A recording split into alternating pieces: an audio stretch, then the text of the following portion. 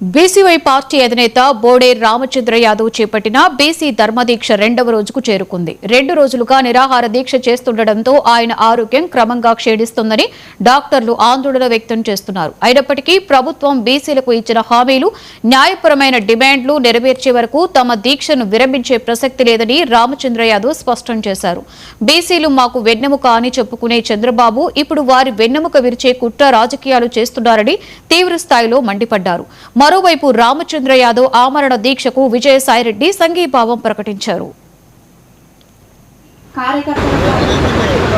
ఆంధ్రప్రదేశ్ రాష్ట్రంలో ఉన్న బీసీలకు సంబంధించి 5 ప్రధాన డిమాండ్లను, న్యాయపరమైన డిమాండ్లను నెరవేర్చాలని ప్రభుత్వానికి, ముఖ్యమంత్రి చంద్రబాబు నాయుడు గారికి ఎన్నిసార్లు విన్నవించుకున్నా ప్రభుత్వం పట్టించుకోలేదు. అదేవిధంగా తను ఇచ్చిన హామీలను నెరవేర్చలేదు. కాబట్టే నిన్న ఏప్రిల్ 11 మహాత్మా జ్యోతిరావు పూలే గారి జయంతి సందర్భంగా బీసీ ధర్మదీక్ష పేరుతో నిరవధిక నిరాహార దీక్షకు కూర్చోవడం జరిగింది.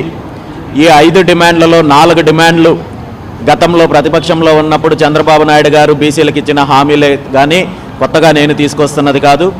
ఇందులో మరో డిమాండు కొత్తగా ఏర్పడిన రాజధాని, అమరావతి రాజధాని ఏదైతే ఉందో అందులో సామాజిక న్యాయం జరగాలి. ఇది ఒక కులానికో ఒక కుటుంబానికి సంబంధించిన ఆస్తి కాదు. ఇందులో భాగంగా ఈ రాష్ట్రంలో సగానికి పైగా ఉన్న బీసీలకు సంబంధించి కనీసము 1000 ఎకరాల కేటాయింపు జరగాలని చెప్పి ఒక న్యాయపరమైన డిమాండ్ కూడా ప్రభుత్వం ముందుంచడం జరిగింది. ఈ 5 డిమాండ్లను నెరవేర్చాల్సిన బాధ్యత ప్రభుత్వానికి ఉంది. ఖచ్చితంగా నెరవేరేంత వరకు కూడా ఈ దీక్ష, ఈ పోరాటము, ఈ ఉద్యమము కొనసాగుతుందని చెప్పి ఈ సందర్భంగా తెలియజేస్తున్నాం. మావిగన్ మీద కేంద్ర మంత్రి శ్రీనివాస్ వర్మ